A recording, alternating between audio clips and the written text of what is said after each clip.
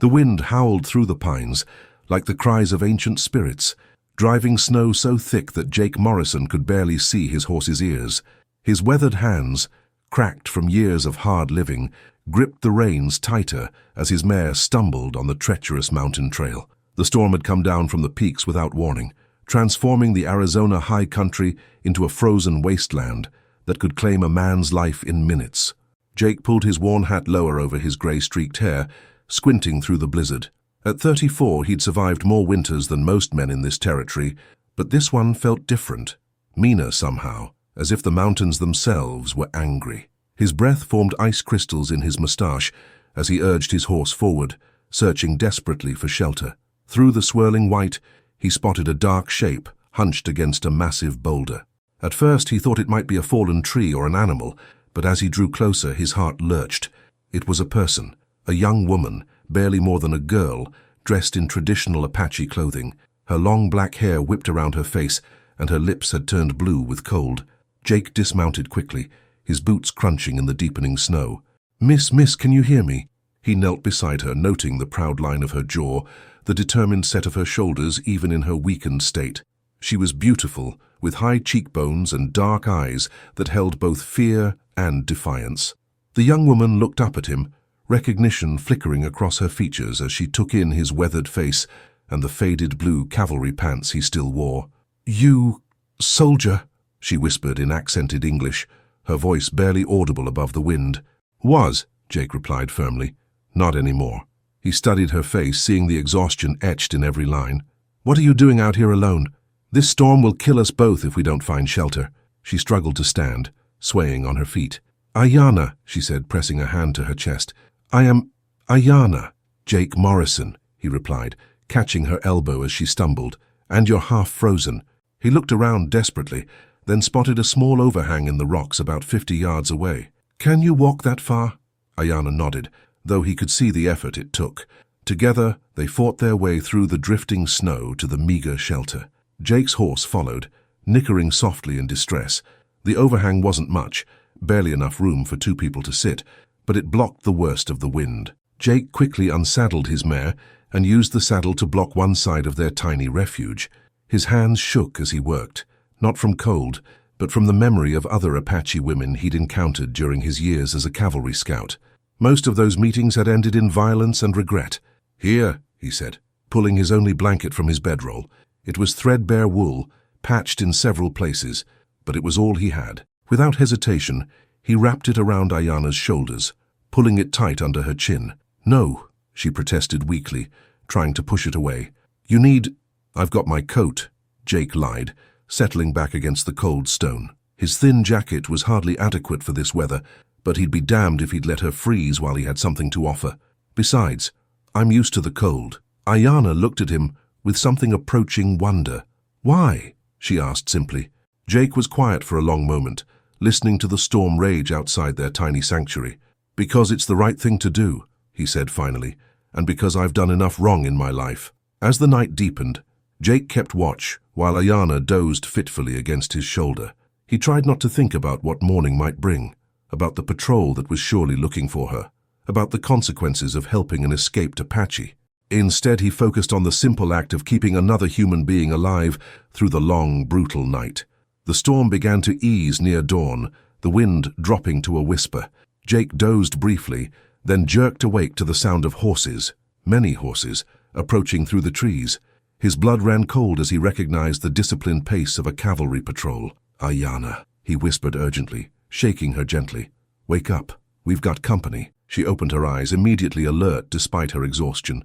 Through the thinning snow, they could see riders emerging from the forest, at least 50 mounted soldiers in blue uniforms, their breath steaming in the frigid air. At their head rode a tall officer with a carefully waxed mustache, his brass buttons gleaming even in the dim morning light. Jake's heart sank as he recognized Captain William Hayes, his former commanding officer. Hayes had always been a hard man, one who saw the world in stark terms of civilization versus savagery. He would show no mercy to either of them. "Well, well," Hayes called out, his voice carrying clearly in the thin air. "Jake Morrison, I should have known I'd find you in the middle of this mess."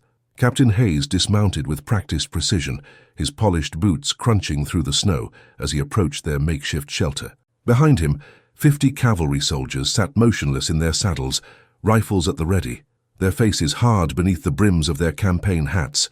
The morning air was sharp with tension and the metallic scent of gun oil. "Stand away from the hostile, Morrison," Hayes commanded, his voice carrying the authority of years of frontier command. His pale blue eyes were cold as winter ice as they fixed on Jake. "You're harboring a fugitive from federal custody." Jake rose slowly, positioning himself between Hayes and Aiyana. "She's no hostile, Captain, just a woman caught in a storm, same as anyone else." His hand instinctively moved toward the Colt on his hip, then stopped. 50 rifles against one revolver were impossible odds. Hayes laughed, a sound devoid of warmth. "Same as anyone else? Morrison, you've gone soft. This is Aiyana Yazzie, daughter of the medicine man Nalnish. She escaped from Lieutenant Bradley's escort 3 days ago, along with 2 other savages. We've been tracking her through this god-forsaken country ever since." Aiyana stepped out from behind Jake, her chin raised defiantly despite the blanket still wrapped around her shoulders.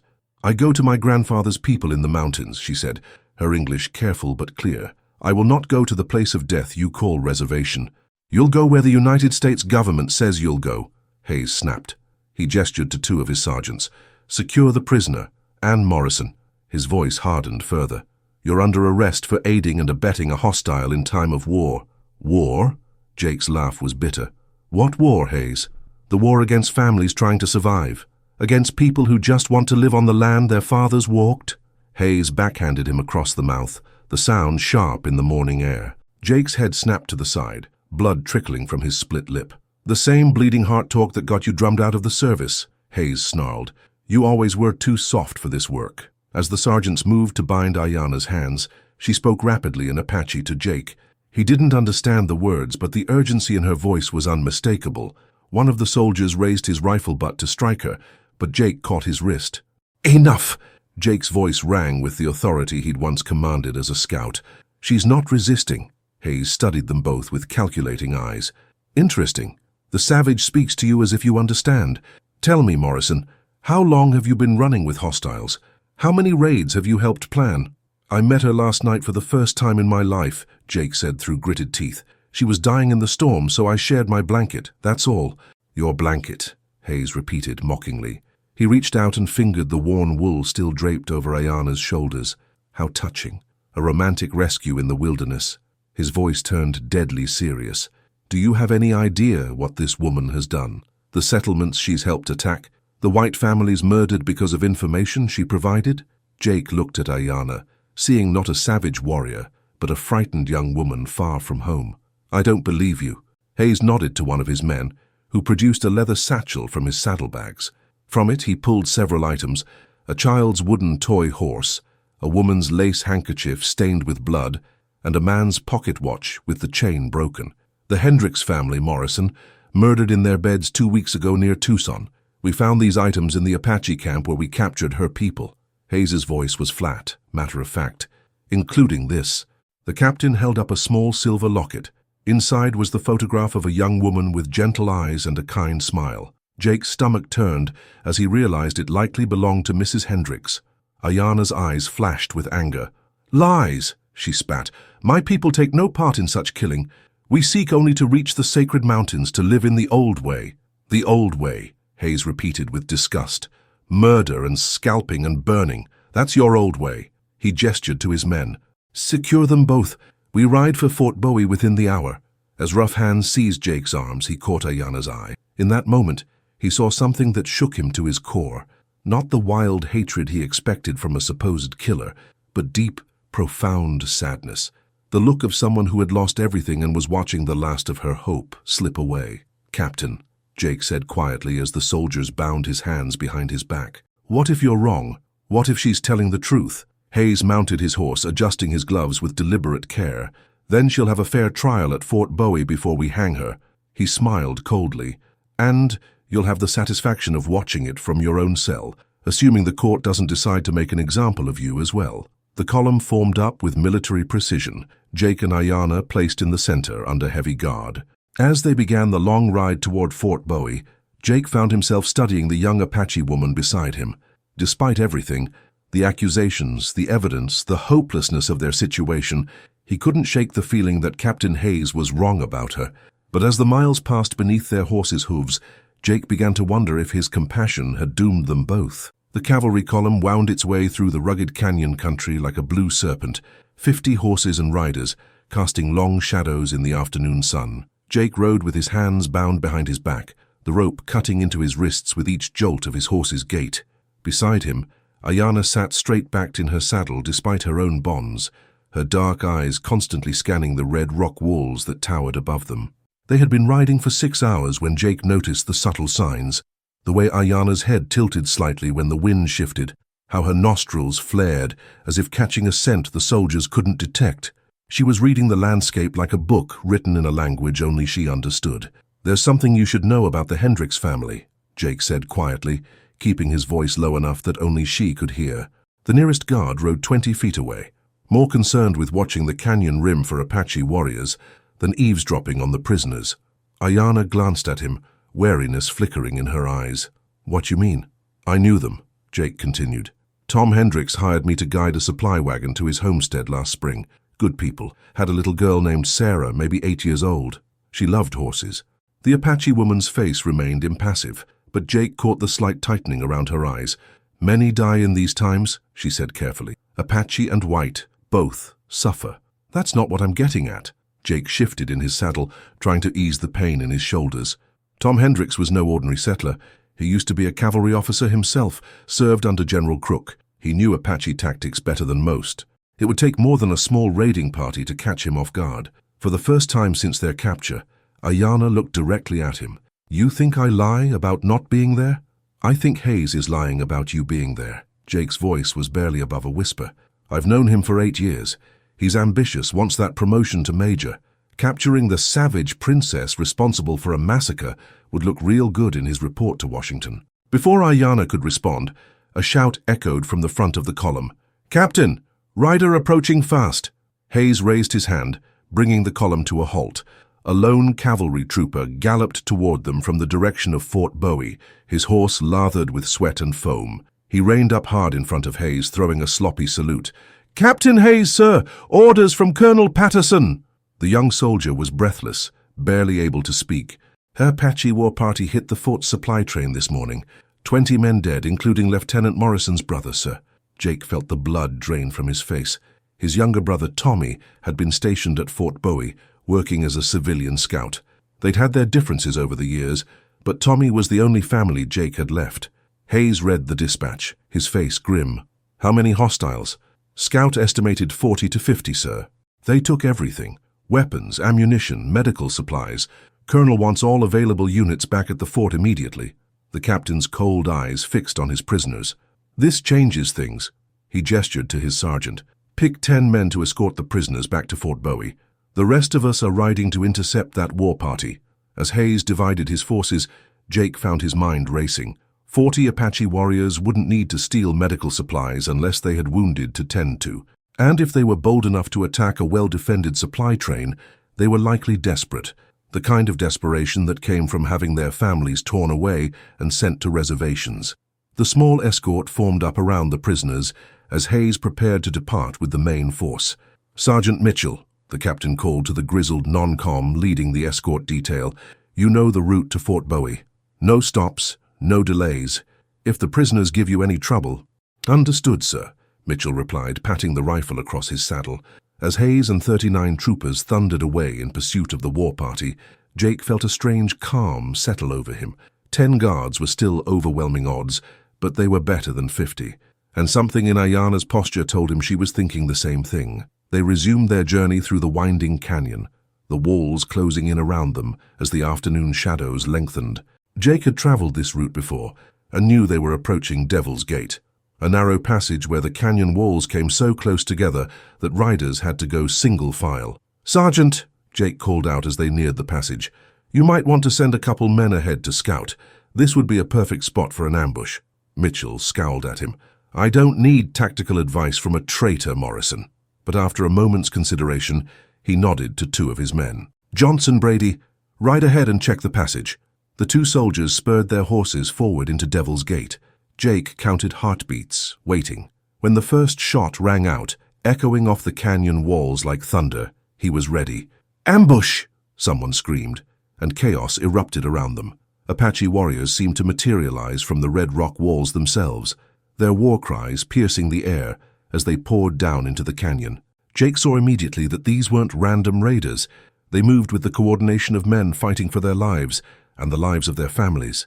In the confusion, as soldiers wheeled their horses and reached for their weapons, Jake felt the rope binding his wrist suddenly go slack. Aiyana had somehow worked her hands free and cut his bonds with a small knife she'd concealed in her clothing. "This way!" she shouted over the gunfire, pointing toward a narrow side canyon he hadn't even noticed. "Quickly!" Jake didn't hesitate. Whatever the truth about Aiyana's past, whatever role she might have played in the violence that plagued this territory, right now she represented his only chance of survival. And perhaps if they could stay alive long enough, his only chance of learning the real truth about the Hendricks massacre, and so much more.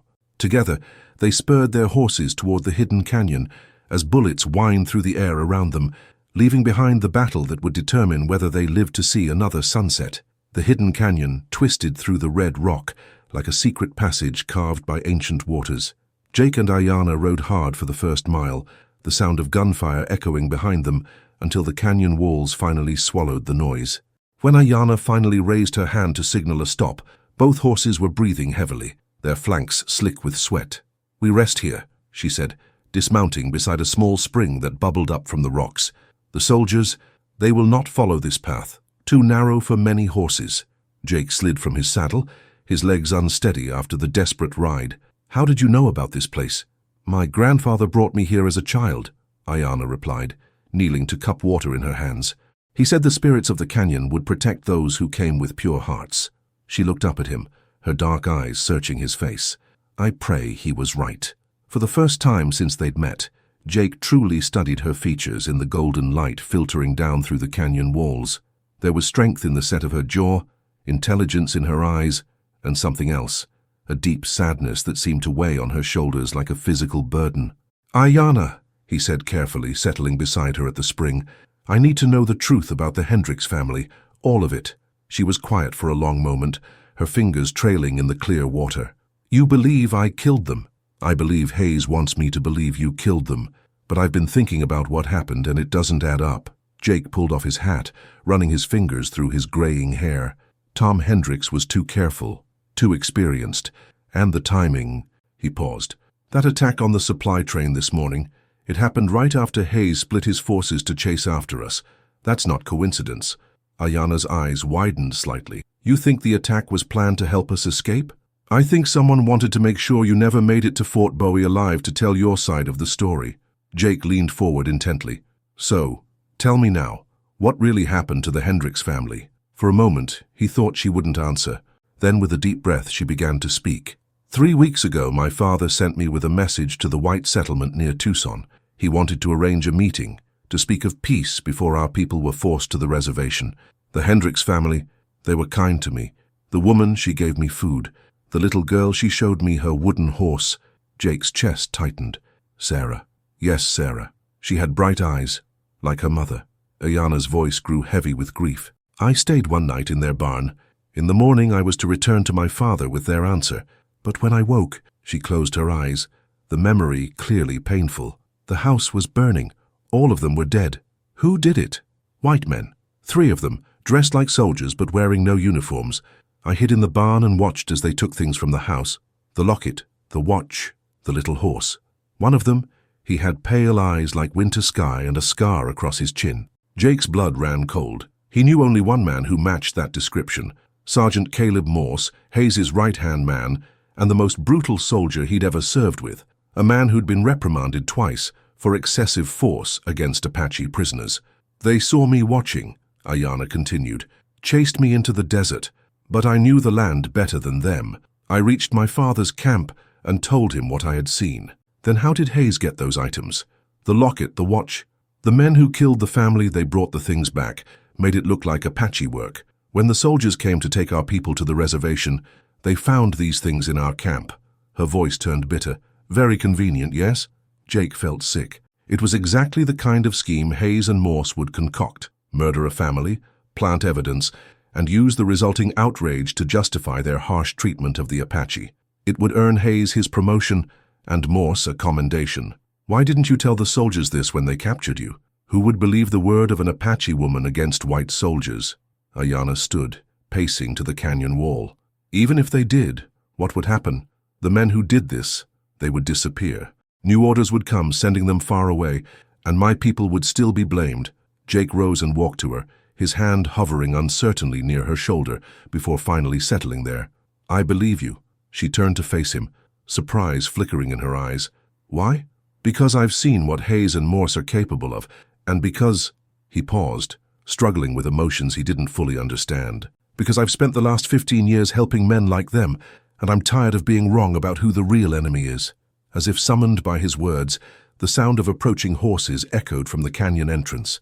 Jake peered around a boulder and cursed under his breath. 6 cavalry soldiers rode into view, led by Sergeant Morse himself, his scarred face grim with determination. "Tracks lead this way, Sergeant," one of the soldiers called out. "Good," Morse replied, his voice carrying clearly in the narrow space. "The captain wants the woman alive for questioning. But Morrison..." He spat into the dust. "Morrison's been nothing but trouble since the day he enlisted. Time to put him out of his misery." Jake drew his Colt, checking the cylinder. 6 shots against 6 men if he was lucky and they were sloppy, but these were experienced cavalry soldiers, not green recruits. Aiyana touched his arm. "There is another way," she whispered. "My grandfather's path, but we must trust each other completely." Jake looked into her eyes and saw not the savage warrior Hayes had described, but a woman who had lost everything yet still fought for truth and justice. In that moment he realized his feelings for her had grown beyond simple compassion or attraction. Despite the impossibility of their situation, despite the cultural chasm between them, he was falling in love with her courage, her strength, her refusal to surrender hope, even in the darkest circumstances. "Lead the way," he said simply.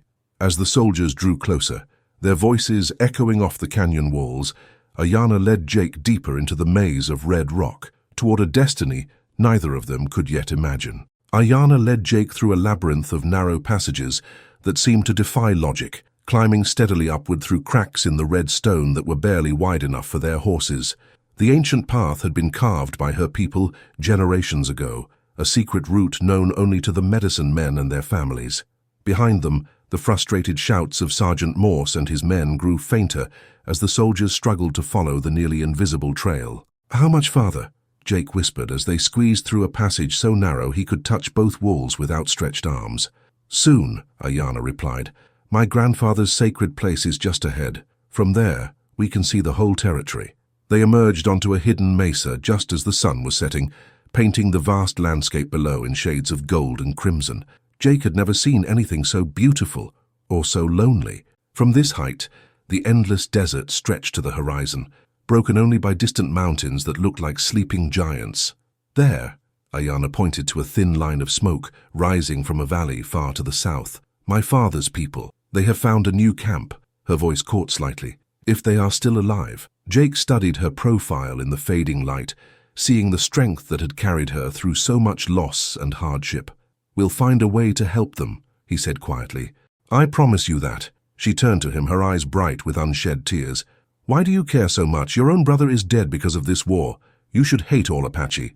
My brother died because of men like Hayes and Morse, not because of your people." Jake moved closer to her, his voice intense.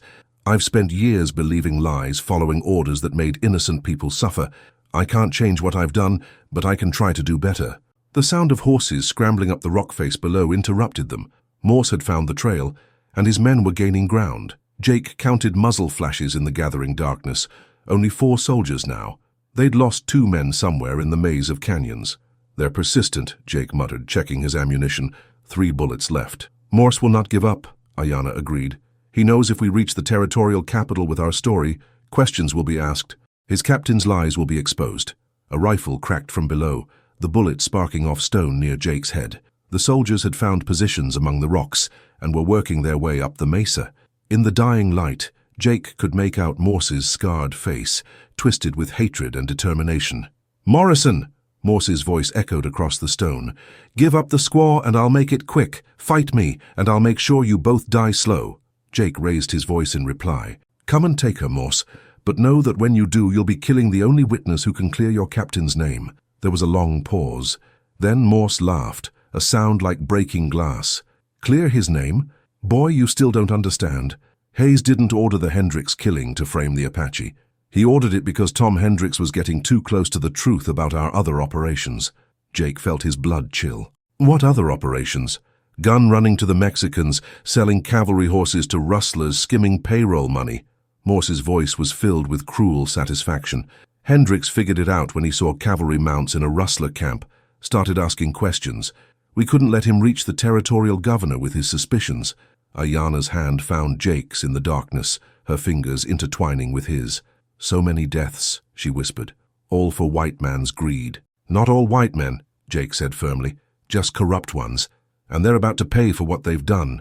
A new sound reached them from the valley below, war drums beating in the Apache camp. But these weren't the rhythms of battle. Jake had heard these drums before during his early days as a scout. They were the drums of counsel, of decision, of unified action. "Your father?" Jake asked. Aiyana listened intently, her head tilted toward the distant sound. "Yes. He calls the scattered bands together. They will not go to the reservation without a fight." "Then they'll need allies," Jake said, his mind racing. "Someone who knows the cavalry's tactics, their supply routes, their weaknesses." "You would fight against your own people?"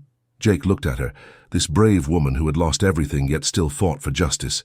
"I'd fight alongside yours. There's a difference." Morse and his 3 remaining men began their final assault, scrambling up the last steep approach to the mesa. Jake positioned himself behind a boulder, Aiyana beside him with a rifle she'd taken from one of the soldiers back in the canyon. "Whatever happens," Jake said, squeezing her hand one last time, "I want you to know." "I know," she said softly, raising the rifle to her shoulder. "I feel the same." The battle was brief, but fierce. Morse's men, silhouetted against the starlit sky, made easy targets for defenders who knew every inch of the mesa. When the gunfire finally ended, 3 soldiers lay dead among the rocks, but Morse himself had vanished into the darkness. "He's gone," Jake said, peering over the boulder where they'd taken cover. "No," Aiyana said quietly, pointing to tracks in the sandy soil. "He circles around. Like a wolf." She was right. Morse appeared from behind a cluster of boulders, his rifle trained on them both. In the moonlight, his scarred face looked like a death mask. "End of the trail, Morrison," he snarled. "You and your Apache whore are going to disappear in these canyons. Another tragedy of the frontier wars." Jake stepped protectively in front of Aiyana, his empty revolver hanging useless at his side. "The truth will come out eventually, Morse. Hayes can't cover this up forever." "Hayes?" Morse laughed harshly. "Hayes is already dead, boy. Killed in the attack on the Apache war party this afternoon. Tragic loss of a fine officer. I'll be taking over his command, and the first thing I'll do is finish what we started. Wipe out every Apache in this territory." Jake felt Aiyana tense behind him, but before either of them could move, a new voice cut through the night air. "I don't think so, Sergeant." From the shadows stepped a tall man in a colonel's uniform, flanked by a dozen cavalry troopers. Jake recognized Colonel Patterson from Fort Bowie, a fair man with a reputation for honesty. "Colonel!" Morse's voice cracked with surprise. "Sir, these prisoners escaped custody. I was attempting to recapture them when you confessed to murder and corruption." Patterson interrupted coldly. "We heard every word, Sergeant." The entire conversation was overheard by my men positioned in the rocks below. As the soldiers surrounded Morse, Patterson approached Jake and Aiyana. "Mr. Morrison, Miss Yazzie, I owe you both an apology, and the territory owes you a debt of gratitude for exposing this corruption." 3 months later, Jake stood on the porch of a small ranch house in the valley below the sacred mesa, watching Aiyana tend to their horses in the corral. The territorial court had cleared her of all charges and awarded them a homestead grant as compensation for their ordeal. Morse had been executed for murder, and the investigation into Hayes's corrupt activities had led to the dismissal of a dozen officers. More importantly, Colonel Patterson had negotiated a new treaty with Aiyana's father, allowing his people to remain in their traditional territory under federal protection. It wasn't everything they'd hoped for, but it was a beginning. Aiyana approached the porch, her face glowing with contentment. In her hands she carried a letter bearing the official seal of the territorial governor. "The Apache children will have a school," she announced, her voice bright with joy. "And you are to be the territorial representative for Indian affairs." Jake pulled her into his arms, marveling at how much his life had changed since that night in the blizzard, when he'd shared his only blanket with a stranger. That simple act of human kindness had led him to love, to redemption, and to a purpose he'd never imagined. "No more walls between our peoples," he murmured against her hair. "No more walls," she agreed, standing on her tiptoes to kiss him as the sun set over the peaceful valley that was now their home. In the distance, the sacred mesa stood silhouetted against the evening sky, an eternal reminder that sometimes the greatest gifts come wrapped in the simplest acts of compassion.